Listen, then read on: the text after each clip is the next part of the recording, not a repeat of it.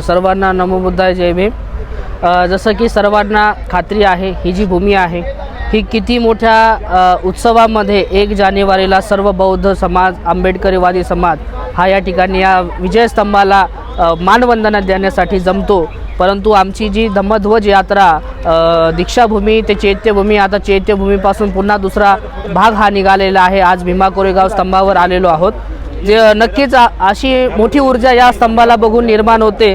हा जो महाराजांचा इतिहास आहे, आमचे जे बौद्ध समाजाचे जे पूर्वज आहे त्यांचा इतिहास बघितला तर समानतेसाठी त्यांनी जे युद्ध केलं आहे आणि अगदी कमी 500 महाराजांनी हे 28,000 पेशवांना या ठिकाणी ठार केलं आणि हे विजय मिळवला।